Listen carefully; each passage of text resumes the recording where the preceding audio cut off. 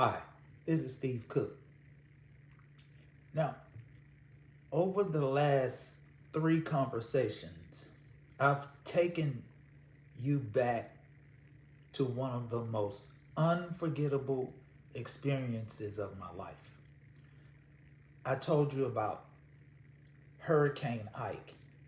I told you how we watched it leave the west coast of Africa, how it crossed the Atlantic, and how it entered the Gulf of Mexico, how every forecast became more urgent, how every warning became more serious, and how even after hearing every one of those warnings, I convinced myself I'll be okay.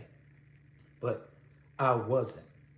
And I've had almost 20 years to think about Hurricane Ike.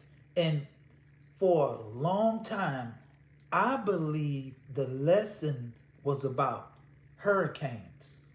I was wrong. It wasn't about the storm. It was about me.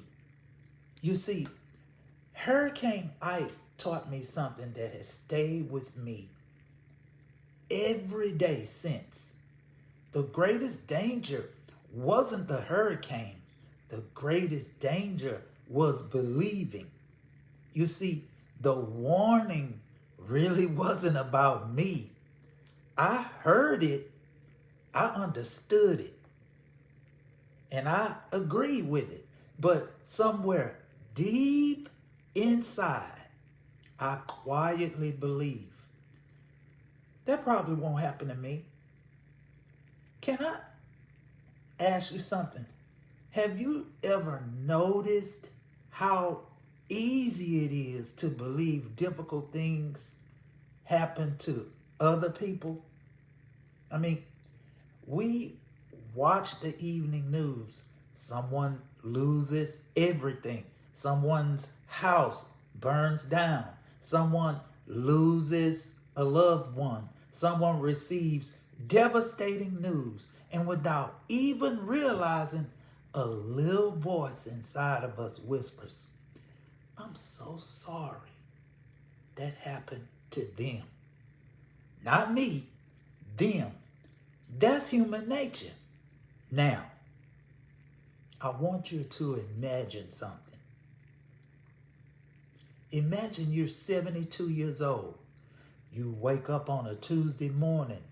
You make yourself a cup of coffee. You sit down at the kitchen table. The house is quiet. You open your laptop. You log into your retirement account. You stare at the screen. Wait, you run the numbers again. Then again. And suddenly it hits you. You've run out of money. Now what? Where do you go? Who do you call? Do you call your son? Do you call your daughter? How do you even begin that conversation? Honey, I need help. Do you sell the home you spent decades paying for? Do you go back to work at 72? Who hires you? Or do you quietly begin giving away pieces of the life you spent 40 years building because you no longer have another choice? And you know what's heartbreaking? Most people who find themselves in that position never imagined they would. They worked hard. They sacrificed. They did everything they knew to do, just like I did before Hurricane Ike. And the The problem wasn't effort. The problem was preparation. After Hurricane Ike, I drove through neighborhoods I'd known for years. Homes with roofs torn away, trees lined across front yards, power lines hanging in the streets. It looked like someone had turned an entire city upside down. Everything was different. Not because people were bad, not because they didn't work hard, because a storm had passed through. Now, I want you to picture something. Not a neighborhood after a hurricane. A retirement after years of being unprepared. No, you won't see broken windows. You won't see trees lying across the road. You won't see power lines hanging from poles. You'll see something much quieter. A woman wondering if she'll have enough. A husband and wife cutting back on groceries. A home they've loved for decades quietly goes up for sale. Vacations becoming memories. Dreams becoming maybe someday. The confidence they once had slowly giving way to uncertainty. That's what the aftermath can look like.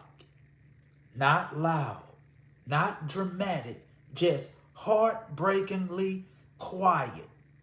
Here's what Hurricane Ike taught me. Storms don't care how hard you've worked.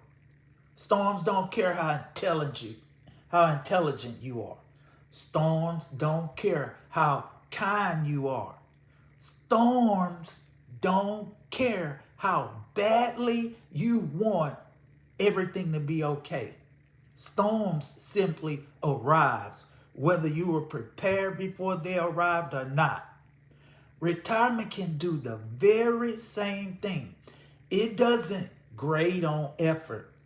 It grades on readiness. That's why I tell this story. Not because I enjoy reliving Hurricane Ike. I don't. Not because I enjoy talking about difficult things. I don't.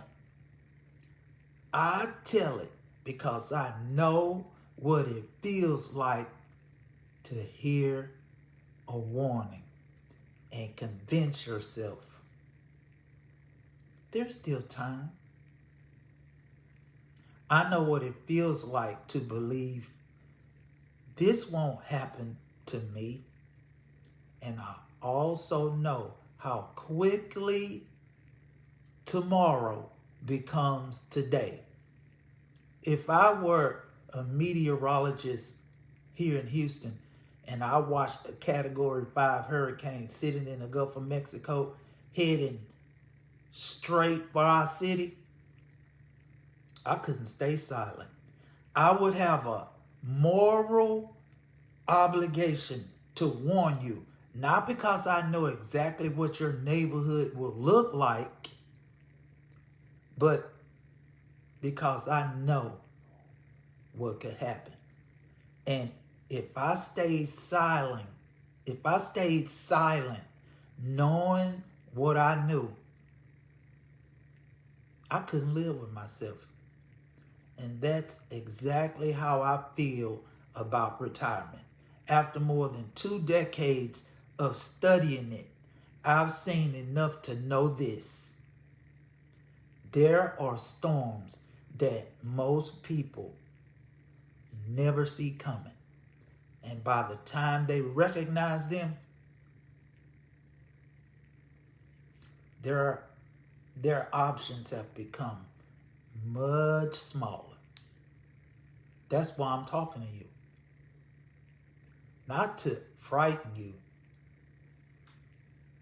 but to give you something Hurricane Ike almost took from me.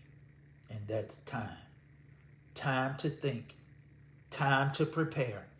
time to ask better questions, time to make decisions while those decisions can still change tomorrow. Now, in our final conversation, I'm going to ask you one question, just one. And it may be the most important retirement question you've ever been asked, because sometimes one question asked at the right time can change the rest of your life. I'll see you in part 5.